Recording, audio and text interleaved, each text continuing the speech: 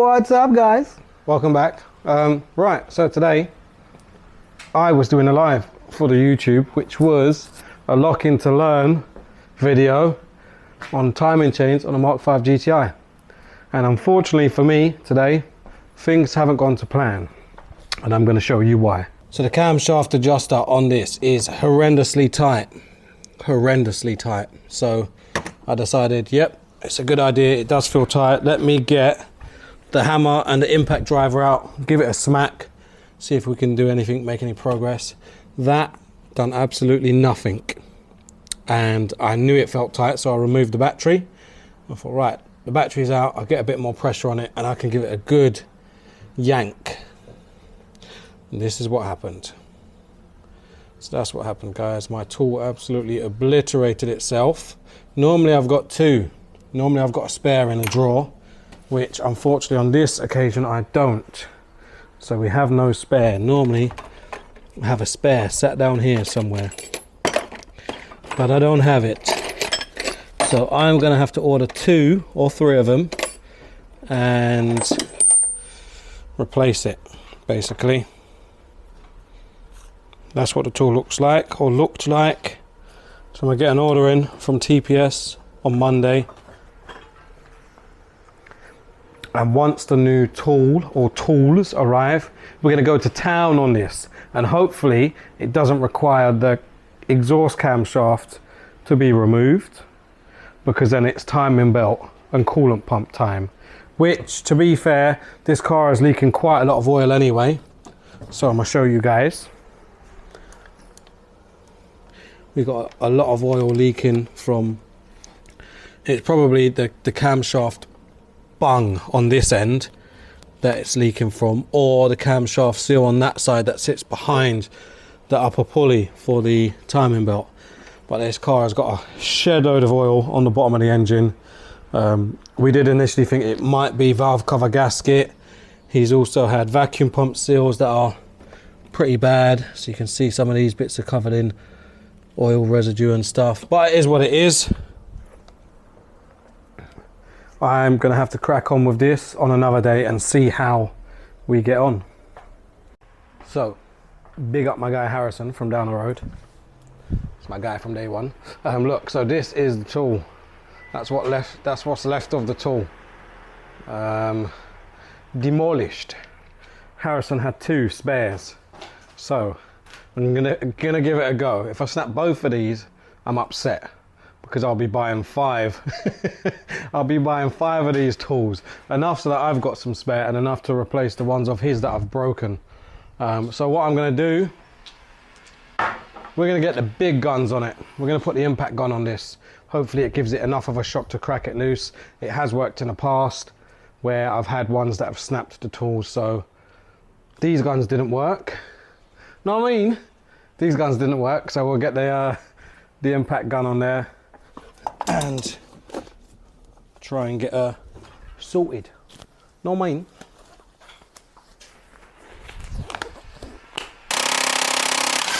Oh yes, baby!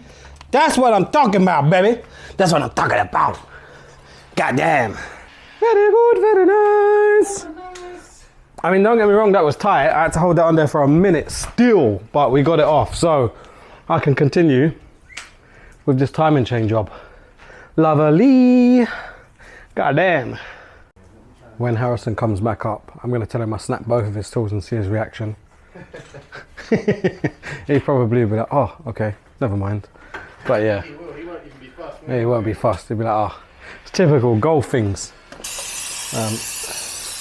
So what I'm going to do now, I'm going to clean this up a little bit, guys. I'm going to show you what we do from here. So you guys will now see how to fit a timing chain on a Mark 5 GTI. Both of them snapped. Hmm? Both of them snapped. Both the tools? Yeah. Shut up. Yeah. Nice. Nice one. Look, he saved me again, guys. Yeah, gunned off straight away.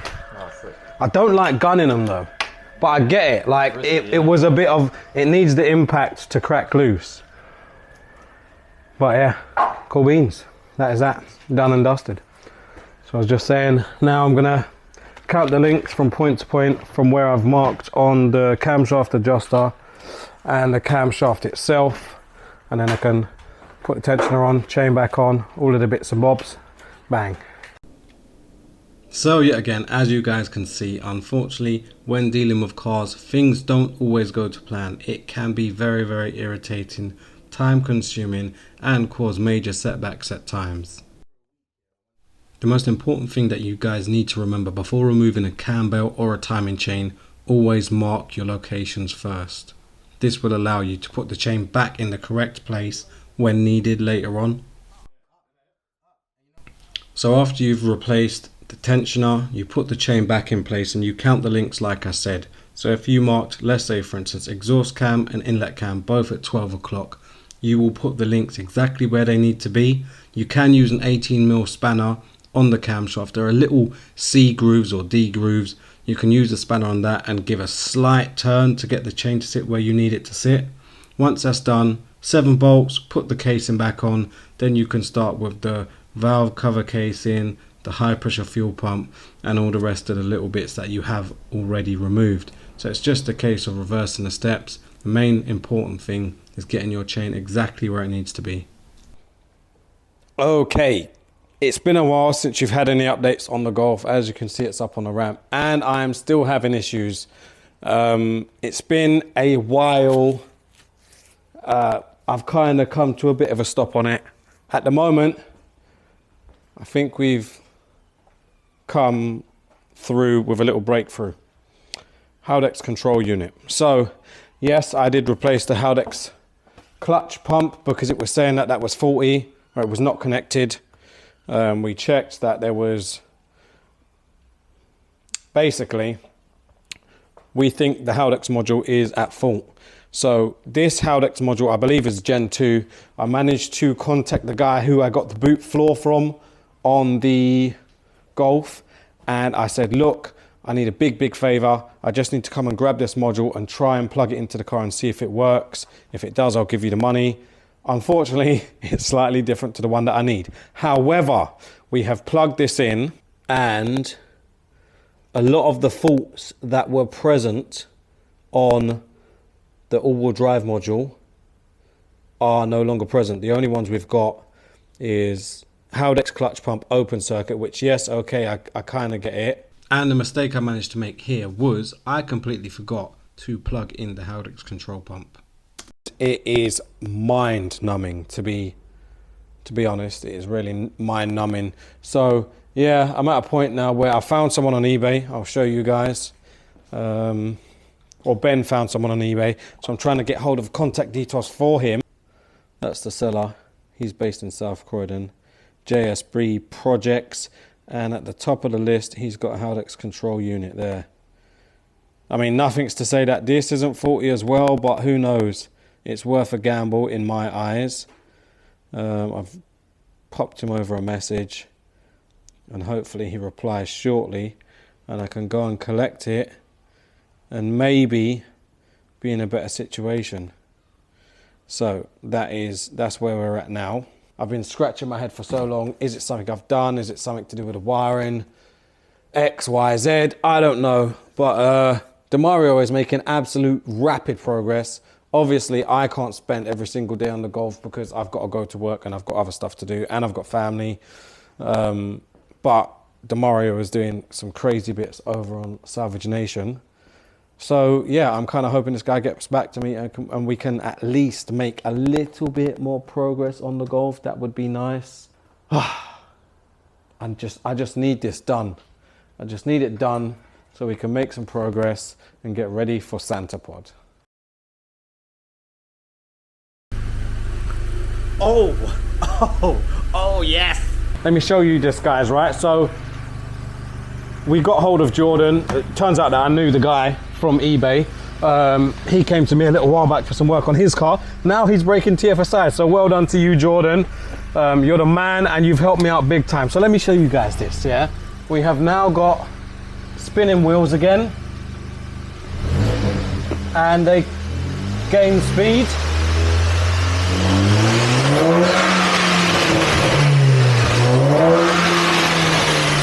So yes, finally, we've got a last couple of faults left. Last few faults left. Something to do with the ABS and the steering angle. It says mechanical fault on the steering angle, but we're gonna sort that out. I've got my four-wheel drive set up, actually registering. The Haldex is doing what it should be doing, so I can't wait to test this out and actually see what it pulls like with all four wheels. Oh, I'm so excited. But guys, the reason I'm dressed like this, I came straight from the gym to here to meet Jordan. I'm gonna put a link in the description below. He hasn't got an Instagram yet. He's got an eBay account with very, very good feedback. He's based in South Croydon. You guys have to go and check it out. I've told him you need to make an Instagram page for the TFSI parts now. Like, do it. So you guys go and check the link in this video, not the bio. Go and check the link in this video in the description below for JSB, I think it was. JSB projects or project cars or whatever it's going to be. Go and check him out, guys. Oh yes, and just look at that. She's spinning with speed. She is spinning with speed on all four corners. So I'm glad to say I'm very excited. Again, big thank you for Jordan. Obviously I've been absolutely wrecking my brain trying to figure out what's going on. I've been on Ben's case, like, Ben, what do you reckon? Could it be wiring locations? Have we done something with this? So it turns out that the Haldex module from the original donor vehicle was faulty to begin with. I didn't need a Haldex pump. I'm not bothered because I've got a new Haldex pump. It's amazing. You know, one less thing to go wrong in the future. So I'm not going to complain. But yes, four-wheel drive. Right, I'm back on a little bit of wiring. Still got a few faults that are outstanding. The Haldex control module and replacing that has worked treats. It's actually unreal, giving it a bit of a full send from standstill, which is amazing. I've got a lovely new seat cover in here. So if any of you guys are on a market for a good seat cover for the Golf GTIs, Snap-on at the moment have this limited edition Guy Martin one, and they are made for Recaros. These are absolutely amazing. They go the whole way around the back of the seat as well. Just thought I'd let you know that. However, right, so I have got a habit of listening to Ben but not listening to Ben. I've had issues with the fuel light only reading half full even when it's full because I was being retarded. Right, so I've got a bit of the wiring exposed for the fuel plug, and what I've done was pin 1 is supposed to be tapped into for a feed that goes to the primary fuel pump. However, it describes something to do with an earth. It's an earth sender, something, basically. Long story short, I saw one word, earth, which meant ground. So I grounded it to the chassis. Basically, what I'm going to do now is I've de-pinned that ground that I didn't need to ground anyway. I have tapped into a wire behind the dash, and now I'm about to put it into the position that it needed to go into initially. So this green and yellow will go into pin 1 on this plug, and then when I plug this back in, our fuel gauge should read fairly full. Yes, that's the idea.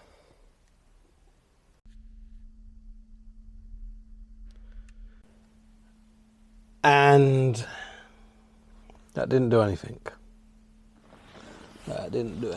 I've just unplugged it again just to check the pins are in the correct places. What I'm going to do is I doubt I've used half a tank of fuel. I filled up, I feel like it was yesterday, it could have been the day before, but I've definitely not done a half a tank's worth of driving. It's still showing as half a tank. So what I'm going to do is I'm going to pull the ring off of the tank, and I'm going to just check how much fuel I've actually got in the pump and go from there.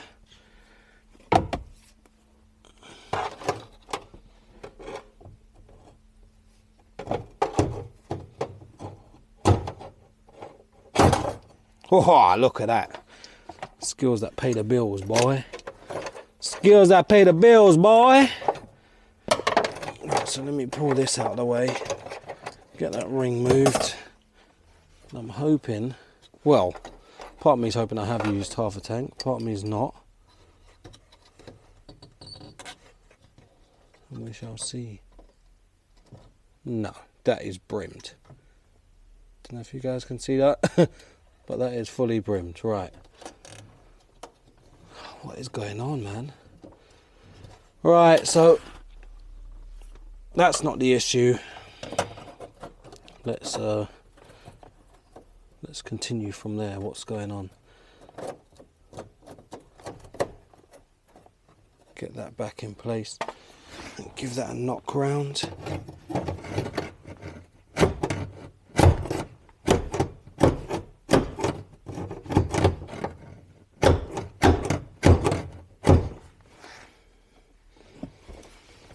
Lock that in place.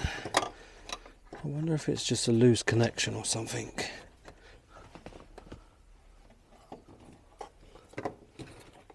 Click that back in place there now. It's a bit irritating that these things even happen. I wonder if maybe the fuel pump sender is jammed or something like that. Come on, baby. Hey! Hey! Look at that, guys. We have got fuel. So that is now sitting up at nearly half a tank. I looked in that tank, I would say it's a full tank, but this is lying to me maybe. But it goes over halfway, so it must be true-ish. Obviously with corners and stuff, the fuel will move more to the right or left side of the tank because of the way the tank is designed. So that is, we're now in a much better position. So that's that stuff buttoned up. I can chop the pin that's not being used because that is just for nothing now. That's just floating. And I can get the back of the car tidied up. The back of the car will look like a car again. I've literally been faffing around with everything in such a mess. Everything everywhere. We'll get a new cap for that piece that covers the fuel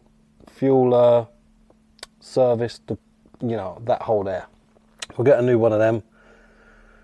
But yeah, this means I can now put the rear seats back in. I can connect to my sub back up. Music, good music again. I'm gonna be feeling myself.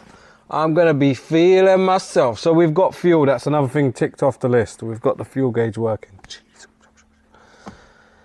So I don't know what that was playing about with just then. Obviously first time I plugged it in, it never worked. So I don't know if it's because I've disconnected and connected it again, or maybe if the fuel sender was jammed, potentially, who knows. Now, the car needs a good valet as well because there is dust and stuff all inside where I've had to do a load of cutting and grinding and stuff like that. I'm gonna get these back seats in, give the back end a bit of a tidy up and get it looking like a car again, definitely. Okay, so I've got the car cleaned up. It actually looks like a normal car again. Hopefully I can get out in this car and run some logs for how this engine is currently running and set up, and then that way we can look at some of the data and get those tweaks made, squeeze a little bit more out of this for what we've got. We've got my KO4 there, and that's the head from the old Golf, but that won't be going on this engine. That stuff will go onto the engine that is forged, and we'll do the running in miles, and we'll kind of just go from there and see what we've got in terms of power wise, and we're gonna go big turbo. So for now, let's get this car out.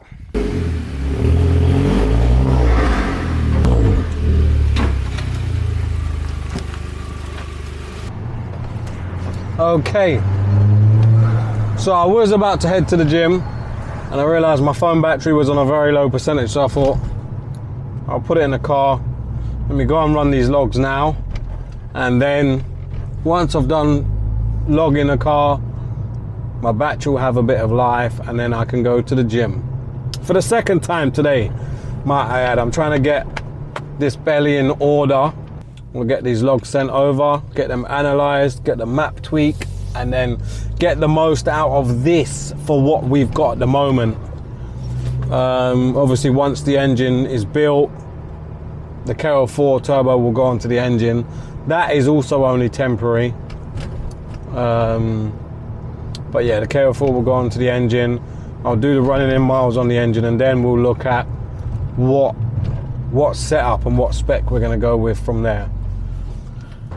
So I've managed to log the first set of group 3 twice. I'm going to do one more of them and average out, and then after that I'm going to set up for the second set of group, run a log 3 times, and then average out of that, and then we're done. I'll send off the info, that'll get analysed, map will get tweaked, and then we're gonna throw it back on. But it won't be tonight, obviously, it's middle of the night. That will be potentially Saturday. It's Easter bank holiday weekend, so I don't know if other people are working, but I'm working. I was working Friday, I'll be working tomorrow, which is Saturday, Sunday, Monday. I'm working, what can I say? So yeah, we're gonna do one more pull on this, and then we'll swap it out for the other lot. Okay, so after running some logs last night, I have sent off the logs to Chris from Tuning Techniques. He has now just tweaked what I have had on this ECU already, and we're now writing a new file onto this ECU. This will just give a little bit more efficient power than what I already had on this ECU. And then, like I said, once we've got the forged engine back in the workshop, the engine is built, and then I'm going to throw a KO4 on it. Like I said, for now we're going to map that, see what we can get out of it. Bear in mind the engine will be built for roughly 600 brake horsepower. Once we've done the running in miles and everything is good on the forged engine, then we're gonna get a big turbo and we're gonna send it to the moon. So I'm just waiting for this to write now. Okay dokie, so we have got the file flashed, switch key off, wait 5 seconds to continue, and now we try and start it. If this doesn't start, I've not written the file properly. I've just written half of the file, which means it would be immobilized. Hopefully that's not the case, because I don't have time for this right now. I just want to go to sleep. Okay, we've got no immobilizer key, so yeah, that's pretty much it. We are done for the evening, and I'm gonna head home. Peace.